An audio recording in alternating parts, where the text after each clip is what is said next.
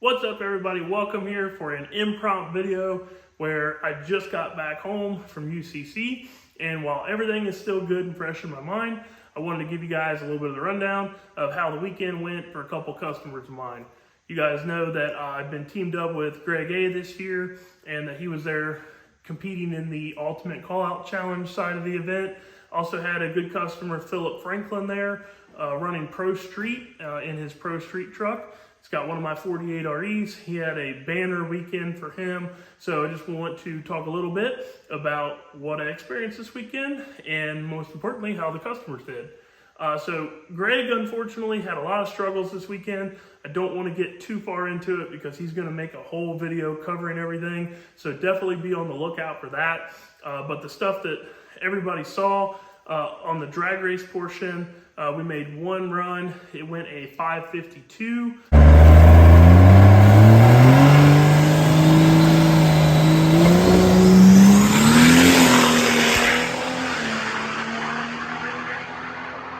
It was slow early, but we went out there, had a couple struggles before that, some stuff to get worked out with the engine side, some fuel management type stuff.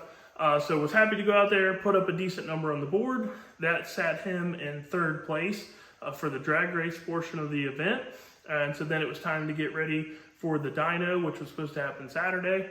On Friday, my customer, Philip Franklin, he went out there and got his very first 4-second pass.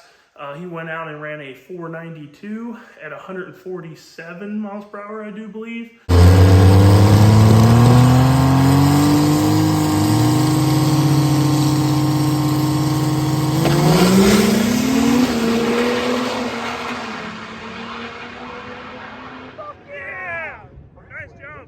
So he was really pumped up. That resets the 48 record, which we previously had, the 48 for a door slammer. So super pumped that a customer was able to take that, and that actually put him in the number 2 qualifying position going into race day. Saturday, a whole lot of nothing happened. It pretty much rained from start to finish. We discovered some issues with Greg's truck when we were getting it ready to go. I had serviced the transmission, make sure that the transmission was good to go for the dyno. Everything looked beautiful after our one drag race pass. And as I was checking fluid, Cole was looking at the turbos because they had to replace the turbo, found a crack in the block, unfortunately.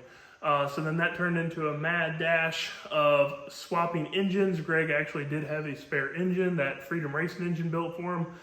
So those guys got that swapped out. To swap an engine, you basically have to pull the transmission out of it. So it was quite a bit of a hectic 6 hours there to get it running. They got it all ready to go for the dyno. If you guys have been following along with the UCC coverage or what people have been posting out there on social media, you've seen that we had a pretty catastrophic engine failure with Greg's on the dyno. Made 2,500 horsepower and change. It's really unfortunate because everything was on the way up. The dyno graph was climbing, power was climbing. It was going to be a big, big number.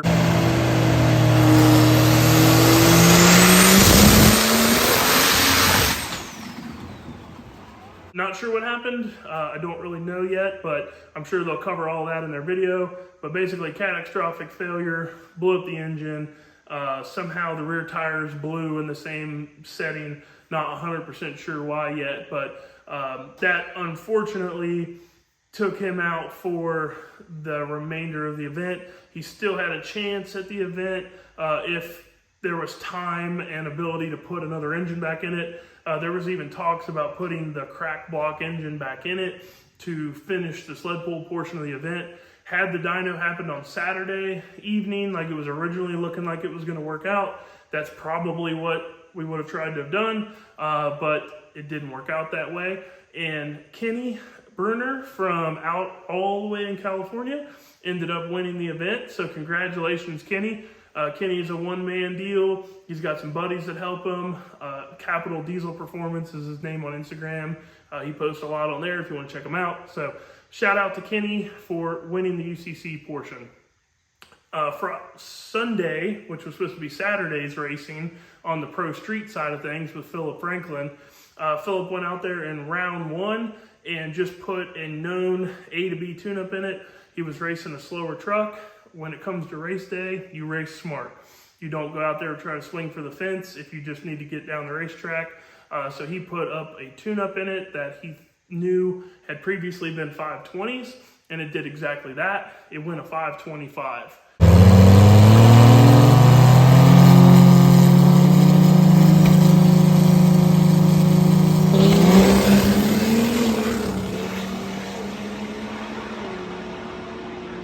Next pass, he was paired up against his buddy Nathan Wheeler. They're both from out in the Texas area. Both are Truck Source diesel trucks. And that was going to be a really good show. Ben Shaddy had been on the keyboard tuning Nathan's truck. Nathan's truck has all the top of the line stuff, all the bells and whistle, Turbo 400, all that stuff. And it netted a really great side-by-side race there.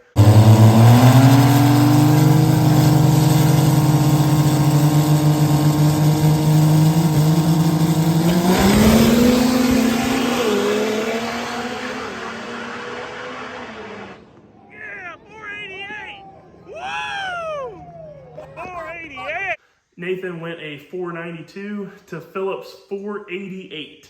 I was ecstatic to see Philip go into the 80s. We had talked about it after his 492 pass. Philip and I went over some data. We felt like it was possible to go 80s without making a big swing. So he just made some very small changes, changed pretty much nothing on the short track, and he did it. He went out there and went 488. So reset the 48 door slammer record again. Did it at Pro Street weight, tied LeBon's best mile per hour of a 151. So very happy with Philip's performance there, and that pulled him into the finals.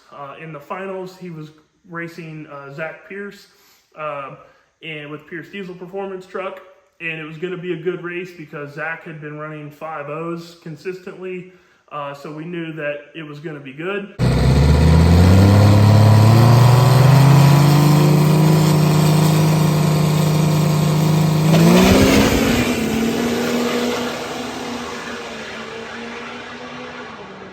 Unfortunately, as racing goes, you can have the highest of highs and it'll give you the lowest of lows.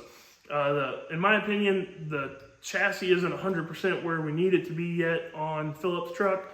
It does really well on marginal surface, but if it has a little bit of wheel speed at all, when the track prep gets good, it's easy to fold that tire up and make it run over itself and make it spin. And that's exactly what happened there in the finals. They prepped the track right before 590 went up. The track was the best, in my opinion, that it had actually probably been all weekend.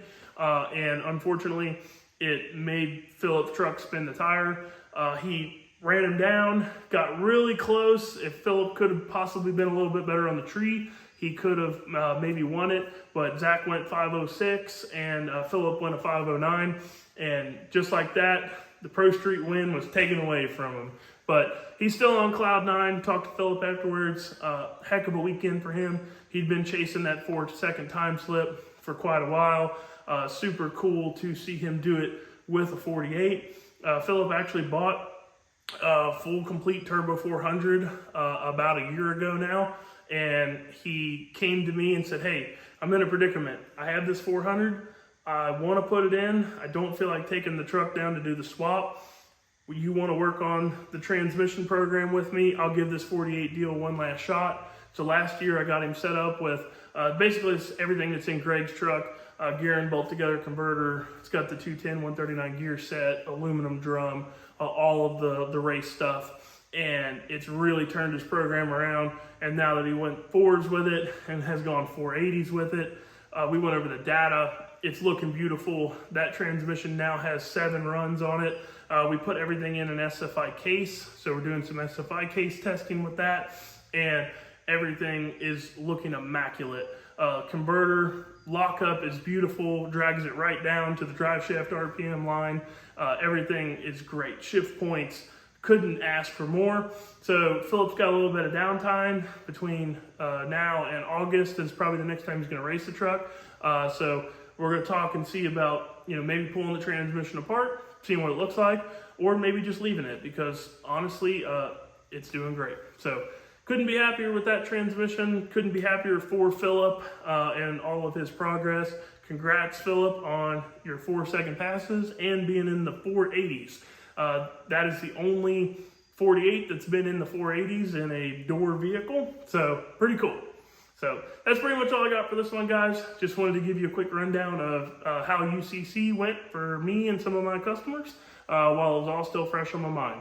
If you're new here, click the like button, click that subscribe button. It helps me get the content out to more people. And if you have the bell icon on when you subscribe, it will keep you notified every time I post a new video. Thanks, guys. See you next time.